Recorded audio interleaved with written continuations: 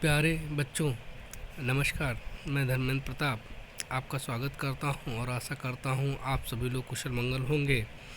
बच्चों, अभी तक हम लोग अव्ययी भाव समास और तत्पुरुष समास का अध्ययन कर चुके हैं।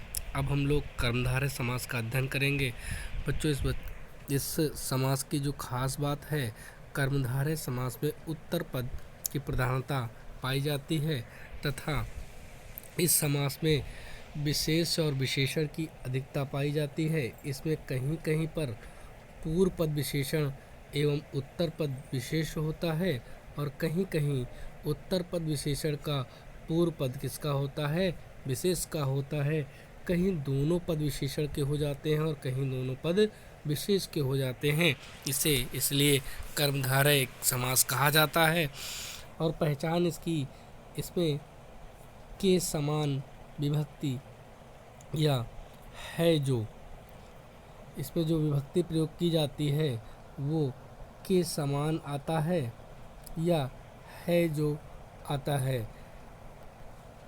इससे भी आप पहचान सकते हैं। आइए उदाहरण से इसको समझते हैं। जैसे चरण कमल, चरण कमल मतलब कमल के समान चरण। यहाँ पर देखिए चरण और कमल, चरण और कमल दो पद हैं और इसमें जो विभक्ति के समान आई है इस वजह से इसको आप क्या कहेंगे, कर्मधारय समास। अगला देखिए महादेव, महादेव का अर्थ महान है जो देव। यहाँ पर है जो को प्रयोग किया गया है, इसलिए यहाँ पर क्या है, कर्मधारय समास है, कर्मधारय समास। इसके बाद देखिए महापुरुष, महा का अर्थ है महान और पुरुष पुरुष, और इसका अर्थ है महान है जो पुरुष, और है जो पुरुष बीच में आया है जो आ रहा है, इसलिए ये कर्मधारय समास। अगला देखिए मृग नयन, मृग नयन, मृग, मृग के समान नयन। किसके समान नयन है, यहाँ पर मृग के समान नयन है। के समान का प्रयोग किया जा रहा है, इस वजह से ये क्या हो जाएगा, कर्मधारय समास हो जाएगा। अगला देखिए नीलकंठ, नीलकंठ नीला है जो कंठ, नील मतलब नील, नीला और कंठ का मतलब गला, नीला है जो कंठ, यहाँ है जो का प्रयोग है, इस वजह से ये क्या हो जाएगा, कर्मधारय समास हो जाएगा, कर्मधारय समास हो जाएगा। इसके बाद अगला देखिए समास जो है मधुर फल, मधुर फल, फल कैसा है, मधुर है, मधुर फल, तो इसका अर्थ है मधुर है जो फल, यहाँ है जो का प्रयोग किया गया है, इस वजह से क्या हो जाएगा, कर्मधारय समास हो जाएगा। अगला उदाहरण महात्मा, महात्मा महान है जो, आत्मा महान है जो आत्मा, यहाँ पर है जो का प्रयोग किया जा रहा है, इस वजह से ये क्या हो जाएगा, कर्मधारय समास हो जाएगा। अगला पढ़ते हैं बच्चों, अगला है द्विगु समास। अगला है बच्चों, अगला जो समास है वो है द्विगु समास। द्विगु समास की खास बात जो है कि ये संख्यावाची है। इसमें पूर्व पद जो होता है वो संख्यावाची होता है, संख्या का प्रयोग किया जाता है। जहाँ पर भी आपको समास में संख्या आ जाए, पूर्व पद संख्यावाची हो, समझ जाइएगा ये क्या है, ये द्विगु समास है। तथा प्रयोग किए जाने वाले समासिक पद नपुंसक लिंग में होते हैं, वह बहुवचन होते हैं। तथा इसमें समूह और समाहार का ज्ञान होता है, इसका ज्ञान होता है, समूह और समाहार का ज्ञान होता है। जैसे आइए समझते हैं उदाहरण से, शताब्दी, शताब्दी क्या हुआ, 100 वर्षों का समूह। यहाँ पर देखिए संख्यावाची शब्द आ रहा है 100 वर्ष, इसलिए यहाँ पर क्या हो जाएगा, द्विगु समास हो जाएगा। अगला देखिए उदाहरण त्रिभुज, त्रिभुज का अर्थ होता है 3 भुजाओं का समूह। अब यहाँ पर 3 कैसा है, संख्यावाची है, इस वजह से पूर्व पद संख्यावाची होने की वजह से ये क्या हो जाएगा, ये द्विगु समास हो जाएगा। अगला देखिए, अगला है चौराहा। चौराहा चार राहों का समूह। चौराहे आप सभी लोग गए होंगे, देखा होगा, वहाँ पर चार तरफ से रास्ताएं आती हैं और चौराहा बन जाता है। चौराहे का अर्थ होता है चार राहों का समूह। यहाँ पर चार शब्द आ रहा है जो कि संख्यावाची है, इस वजह से यहाँ पर क्या हो जाएगा, द्विगु समास हो जाएगा। अगला दोपहर। दोपहर होता है दो प्रहरों का समूह। पहर क्या है, एक सुबह का और दूसरा शाम का। दोपहर बीच का वक्त होता है, इस वजह दोपहर क्या होता है, दो पहरों का समूह होता है और यहाँ दो शब्द संख्यावाची है, इस वजह से क्या हो जाएगा, ये द्विगु समास हो जाएगा। अगला देखिए अष्टाध्यायी। अष्टाध्यायी का अर्थ है आठ अध्यायों का समूह और यहाँ पर आठ शब्द संख्यावाची आ रहा है, इस वजह से ये क्या हो जाएगा, द्विगु समास हो जाएगा। अगला है सप्ताह। सप्ताह आप सभी लोग जानते होंगे, 7 दिनों का सप्ताह होता है और ये क्या है, 7 दिनों का समूह सप्ताह होता है, इस वजह से 7 आने की वजह से ये क्या हो जाएगा, द्विगु समास हो जाएगा। अगला देखिए, अगला समास जो है वो है द्वंद्व समास। द्वंद्व समास की खास बात क्या है, द्वंद्व समास में बच्चों दोनों पद प्रधान होते हैं और प्रयोग किए जाने वाले समासिक पदों के मध्य में योजक चिन्ह लगाते हैं। योजक चिन्ह क्या होते हैं, लगे होते हैं। योजक चिन्ह क्या है, कैसा सा डैश, इसको कहते हैं योजक चिन्ह। तथा विग्रह करते समय योजक चिन्ह के स्थान पर और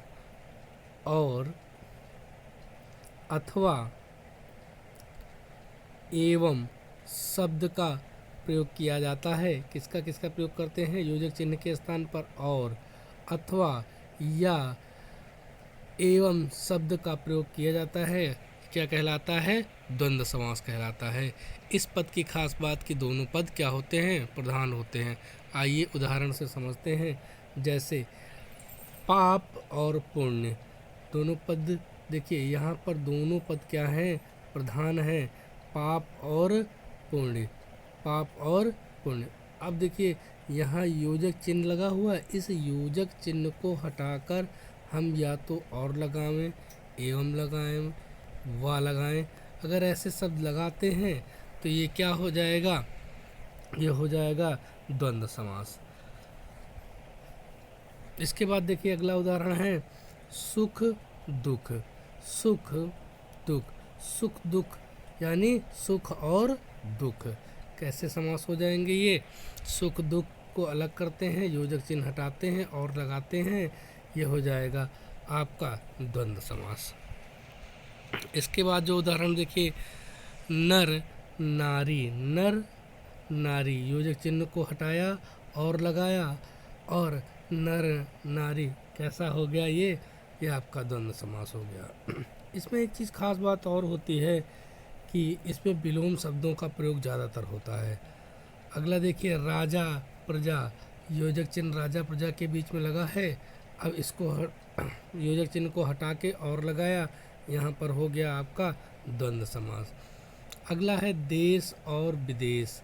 देश विदेश के बीच में योजक चिन्ह लगा, इस योजक चिन्ह को हटाया और हमने और लगाया, देश और विदेश बन गया। देश और विदेश द्वंद्व समास के अंतर्गत आता है। अगला गुण दोष।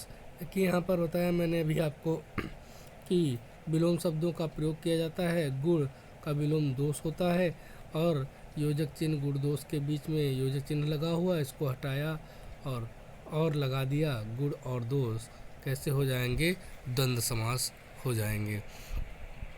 अगला समास देखिए बच्चों, अगला समास जो है बहुव्रीहि समास।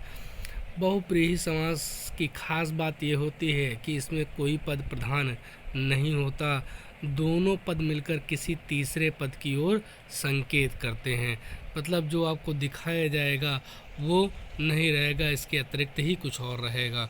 जैसे उदाहरण से समझा जाए, जैसे निशाचर। निशाचर। निशाचर का अर्थ होता है, निशा का मतलब होता है रात, और अचर, अचर मतलब राक्षस। निशा में, निशा मतलब रात में विचरण करने वाले, अर्थात कौन? राक्षस। रात में कौन विचरण करता है? राक्षस। इस वजह से यहाँ पर क्या हो जाएगा? बहुव्रीहि समास हो जाएगा। सीधे तौर पर वो बात नहीं कही जाती, जैसे त्रिलोचन। त्रिलोचन, त्रिलोचन, त्रिलोचन का अर्थ है तीन हैं लोचन जिसके। अब बच्चों, सबके तो दो ही लोचन होते हैं, तीन लोचन किसके होते हैं? एक ही। शिव, भगवान शिव के तीन लोचन थे ना, अर्थात त्रिलोचन, तीन है लोचन जिसके, अर्थात शिव। अर्थात यहाँ पर क्या हो जाएगा? बहुव्रीहि समास हो जाएगा। अगला देखिए, पीताम्बर। पीताम्बर, पीताम्बर का अर्थ होता है पीला है अंबर जिसका। पीला है अंबर जिसका। पीला किसका अंबर था? बेटा कृष्ण का था। अतः यहाँ पर क्या हो जाएगा? कृष्ण। पीला, पीताम्बर भगवान श्री कृष्ण को कहा जाता था। पीला है अंबर जिसका, अर्थात कृष्ण। तो यहाँ पर बहुव्रीहि समास। अगला देखिए, दशानन। दशा, दस, दस है आनन जिसके। अब आप सभी लोग जानते हैं 10 आनन, आनन का मतलब होता है सिर। तो 10 हैं आनन जिसके। 10 आनन किसके थे? रावण के थे। अर्थात यहाँ पर बहुव्रीहि समास हो जाएगा। अगला देखिए, अगला है चक्रपाणि। चक्र, चक्रपाणि, चक्र है पाणि में जिसके, अर्थात चक्र किसके पास था? चक्र विष्णु भगवान के पास था। तो यहाँ पर क्या हो जाएगा? बहुव्रीहि समास हो जाएगा। चक्रपाणि, चक्र है पाणि में जिसके, अर्थात विष्णु जी। अगला है मृत्युंजय। मृत्युंजय, मृत्युंजय का अर्थ होता है मृत्यु को जीतने वाला।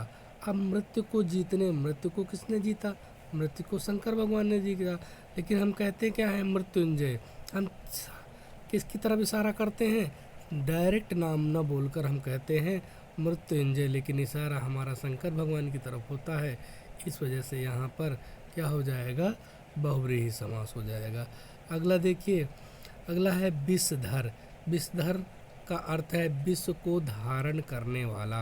अब विष किसके पास होता है? विष होता है सर्प के पास। इस वजह से ये क्या हो जाएगा? बहुव्रीहि समास।